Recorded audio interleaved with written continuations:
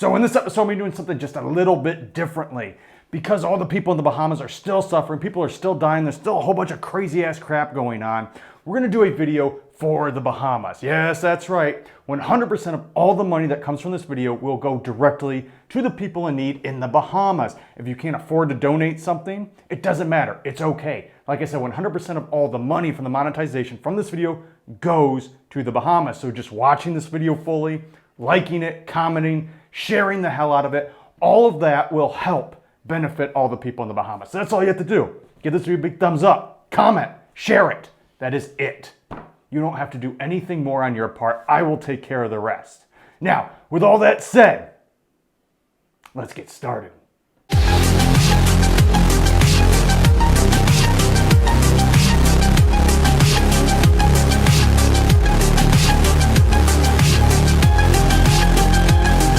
Now, I already know what some of you are thinking. But Sleep Biker, didn't you just do a live stream and donate all the money that you received in donations to the Bahamas?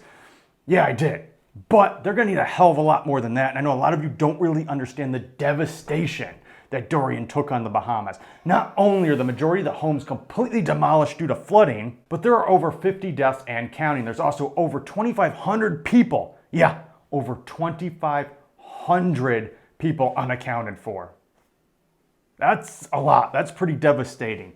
But we're not just going to talk about all the destruction that's going on in the Bahamas, but the effects that other states have had surrounding it, well, such as Florida.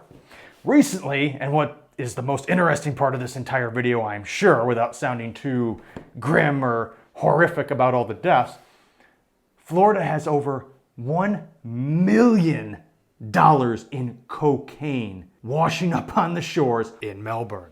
Now, the way these were discovered was that somebody was walking on the beach, saw a brick, called the authorities came in, and tested it, in which it tested positive for cocaine. Now, each brick weighed up to 1 kilogram. Yeah, that's right. So if they found 12 bricks, that's 12 kilos of cocaine, which comes out in street value about $1 million. Now, every brick does have the letters DIAMANT printed right across it. Yeah, you heard that right. Over $1 million in cocaine. And I already know some of you can go down in the comments and be like, dude, why don't you just go to the beach, grab the cocaine, sell it, and then donate all that money back to the Bahamas?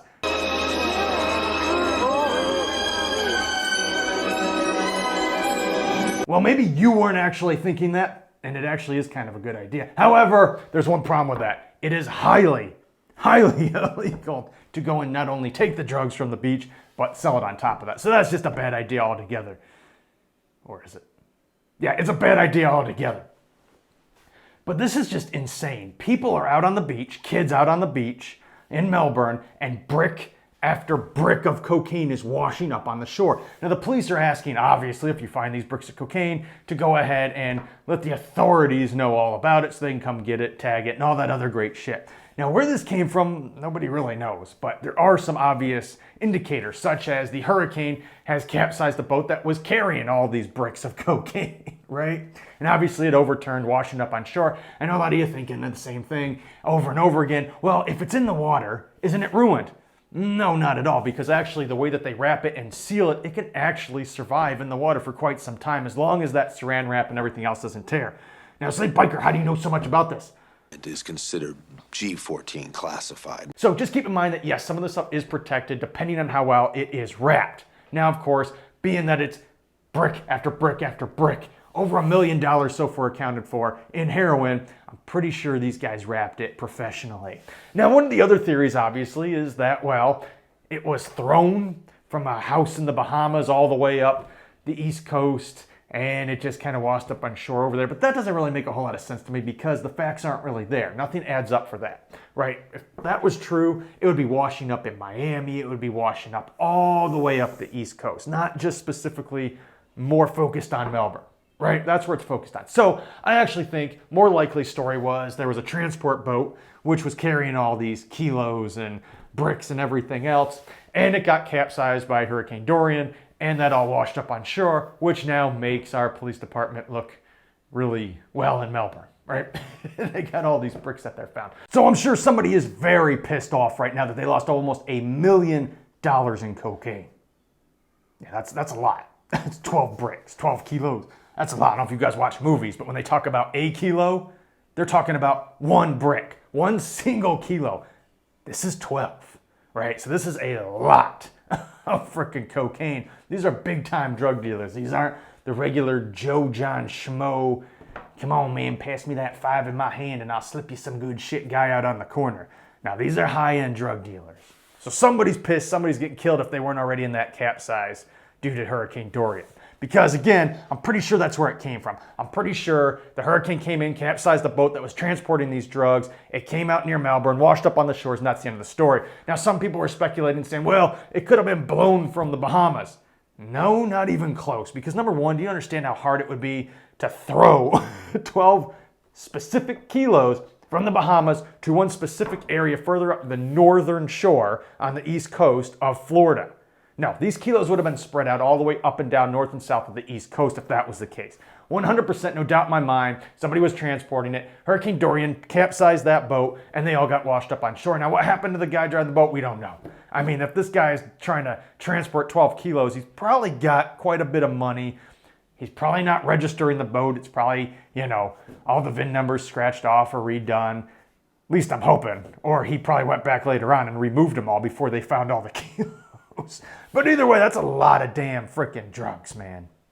Somebody's pissed off. Somebody's dead. I'm telling you right now, somebody's getting killed over these 12 kilos. I want him dead. I want his family dead. I want his house burnt to the ground. I want to go to the middle of the night. I want to piss on his head. And with all that said, don't forget to share this video and give it a big thumbs up and even comment down below because 100% of the monetization from this video goes to the people in need in the Bahamas. I'm talking about the people who are actually in need, not the guy who lost all the drugs and we're trying to help him get his money back. Nor is the money going to go to any of these looters. Oh yeah, you didn't know? In the wake of this devastation, people still found time to go and steal giant TVs and everything else. What the hell? As if there's not enough problems there already. Now 100% of the monetization from this video and all the money that was donated during the live streaming for the Bahamas is 100% going to a 501c3, which is going to take that money and buy the things that they are requesting for, that the city is requesting that they send and are in need of, such as food and other stuff like that. Not just going to go ahead and give some random guy all the money, because who knows what the hell he's going to do with it. A 501c3 is a nonprofit organization, and the nonprofit organization that's set up specifically for the Bahamas, meaning 100% of the money is going, again, to things such as food and anything that they actually need and that they are requesting. And if you can't, again, donate any money whatsoever. If you're broke, that's fine. I understand that. You don't have to use the link down in the description below to donate any money if you don't have it. All I'm asking that you do is share the hell out of this video, like the video, and comment on it because all those things will help drive up the monetization, and 100% of that monetization from this video specifically will go to that 501c3 and help the people in need, not the drug dealer, not the looters, the people in need in the Bahamas. And that's it. That's all you have to do. I'm not going to ask you to subscribe to this channel because of the video or anything else. That's all I want you to do for this video. And let's help these people that are in need and the people who are dying, the people who are mourning, the people who have no homes, no food, nowhere to go. They need our help more than ever right now. And I know a lot of you, again, seem to think that this wasn't a big deal because it didn't hit Florida or anything else, but it completely devastated the Bahamas. So let's do what we can. And with all that said, I'll see you next time.